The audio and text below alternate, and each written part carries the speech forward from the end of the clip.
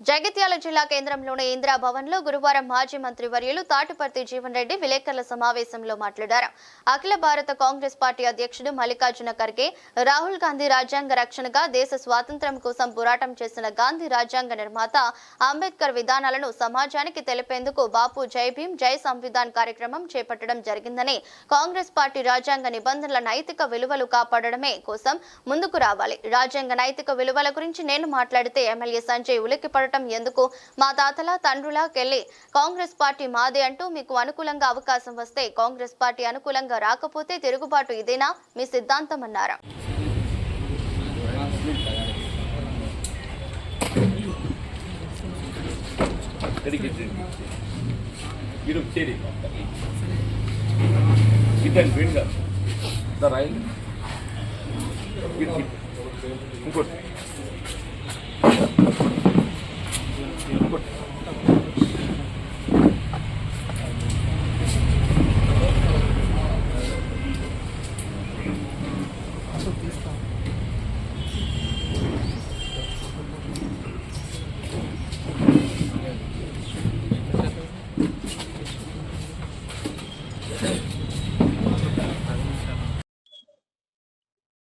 మీనాక్షి నటరాజన్ గారు she give very clarity.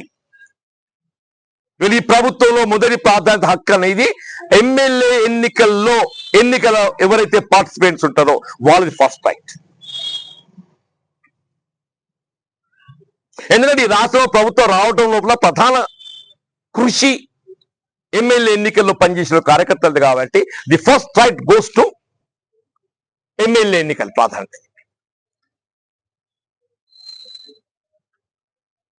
తదుపరి parliament ఎన్నికలు తదుపరి 3 ఫేజ్ అని చెప్పి ఫస్ట్ రైట్. ఎందుకంటే ఈ రాష్ట్రంలో కాంగ్రెస్ ప్రభుత్వం ఏర్పడటానికి కృషి చేసినటువంటి ఒక కార్యకర్తలకు మన గౌరవించాలని ప్రాధాన్యత ఇవ్వాలి. మీనాక్షి నటరాజన్ గారు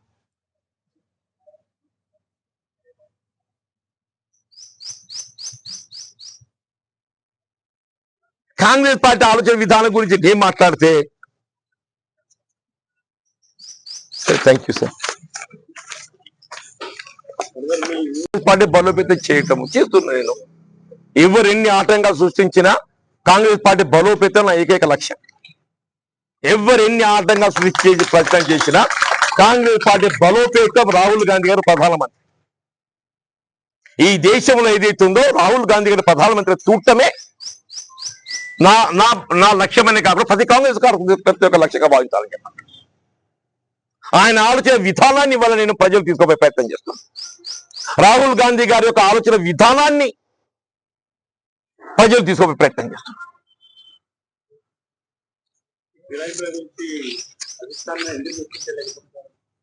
నేను చెప్పినా ఈ ఫిరాయింపుని కానిదల లేదంటే వల్ల ఫిరాయింపు అంట వెంటే, ఫిరాయింపే లేదని ఊదిక అంటుంటే వల్ల ఫిరాయింపు అంట వెంటే. ఫిరాయింపులు ఎవరన్నారు ఇప్పుడు? నేను అనలేదు ఫిరాయింపులని. నేను అన్నాను ఫిరాయింపులని? ఎవరు అంటారు ఫిరాయింపులని? నువ్వే అంటున్నావు. ఉన్నది ఒకవేళ 2/3 of the strength of the party గట్ట మేము మా పార్టీ నాయకత్వం పట్ల మాకు విశ్వాసం లేదు. మేము ఏదైతుందో ఆయన నాయకత్వాన్ని మేము పని చేయదలుచుకోలేదు. Will join some other party అని చెప్పని 2/3 స్పీకర్ గారి ఆమోదం ఇప్పుడు చట్టం ఉన్నది. రాహుల్ గాంధీ గారు ఏం ఆలోచన చేసిండ్రు? ఈ 2/3 కూడా సరిగా లేదు. దీన్ని కూడా అవకాశం తీసుకునే పరిస్థితులు కొనసాగుతున్నాయి దేశంలో. కాబట్టి పాంచ్ న్యాయలో భాగంగా కేంద్ర ఎన్నికల ప్రణాళికలో ఎవరైనా ఒక రాజకీయ పార్టీకి ఎంపికైన సభ్యుడు పార్టీ మారే ప్రయత్నం మారితే ఆయన సభ్యత్వం రద్దు చేయబడాలి విధంగా 10th షెడ్యూల్ చేస్తామని చెప్పని పెట్టింది రాహుల్ గాంధీ గారు. These are all the facts.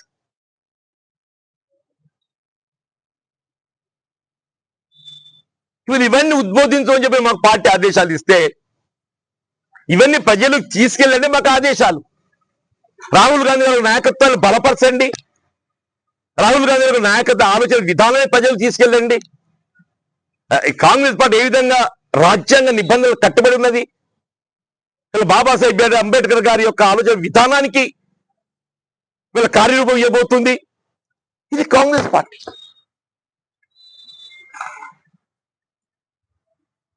మేము ఆ ఆలోచనతో మేము ముందు పోతుంటే జీవన్ రెడ్డి ఏడికెళ్ళి వచ్చిండు. ఏడికెళ్ళి వచ్చిండు అందరికీ ఎరిగినాయా?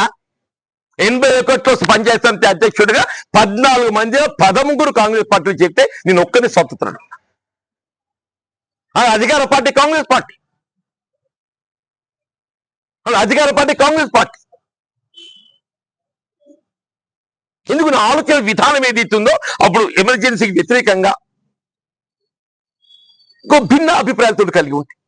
ఎప్పుడైతే ఇందిరాగాంధీ గారి అసాసినేషన్ తోని ఈ దేశ సమగ్రత కొరకు ఇందిరాగాంధీ గారు ఏదైతుందో తన చివరి రక్త బొట్టు వరకు ఏదైతుందో నేను సమైక్యతకు కృషి చేస్తా అని చెప్పిన పవన్ అనిపించిన మహాతల్లి ఇందిరాగాంధీ గారు అని చెప్పంటారు. ఎస్, నీకు చెల్లించిపోయి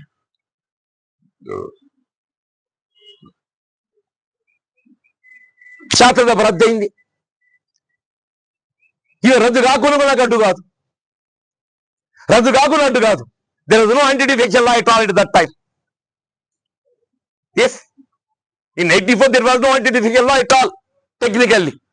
కానీ నేనేదైతే చొక్కారావు గారి ఎన్నికల్లో నాకు అదృష్టం ఏదైతుందో ఇందిరాగాంధీ గారి యొక్క మరణానంతరం కాంగ్రెస్ పార్టీ ఆలోచన విధానానికి నేను మరి సేవ చేసి అట్లా అవకాశం పొందబోతుందని చెప్పని చొక్కారావు గారు అన్నారు.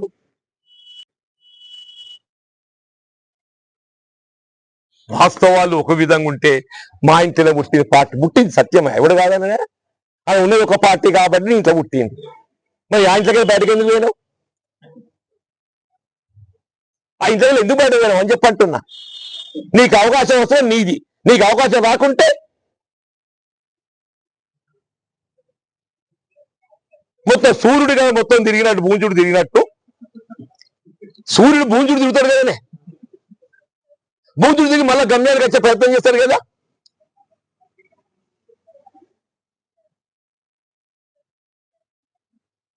కాంగ్రెస్ ఎస్, బీజేపీ కూడా పనిచేసిందా? అది కూడా చెప్తాను నేను, కథ చెప్పమంటున్నాడు. అది కూడా చెప్తా, చెప్పంటున్నాడు కథ. అది కూడా ఏదో చేసిండు, ఎవరికి ఒకటి ఉండదో చెప్పండి, అది కూడా చెప్తా.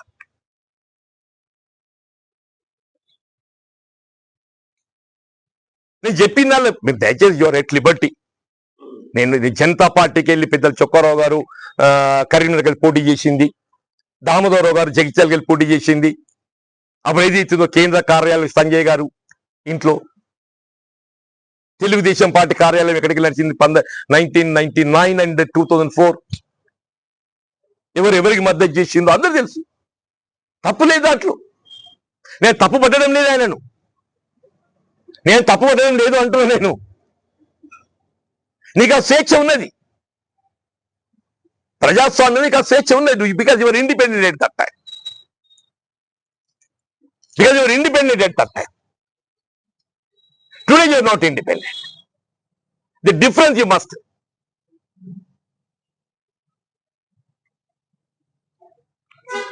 అంటే వాస్తవం కూడా నాకు కొంత మానసికంగా ఈ జరుగుతున్న పరిణామాలు మనసుకి మాట్లాడాలని చెప్పి మాట్లాడుతున్నా. ఏదన్నా మరి మీరు ఇంకా అభివృద్ధి కూడా చెప్పంటారు కదా. ఇవాళ ఎన్ఓరీ చేసే వర్కులు ఇస్తే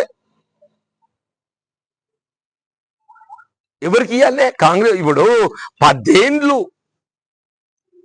ఇవాళ ఈ నియంతృత్వ టిఆర్ఎస్ పార్టీ వ్యతిరేకించి కార్యకర్తలు చెమటోడ్చి వాళ్ళ శ్రమ ఫలితంతో ఏదైతే శ్రమతో సాధించుకున్న ప్రభుత్వం కాంగ్రెస్ పార్టీ అయితే ఎవరి గుర్తింపు ఇవ్వాలి? మీరు ఎవరి గుర్తింపిస్తున్నా? మీరు ఎవరి గుర్తింపిస్తున్నాని చెప్పంటున్నా నేను.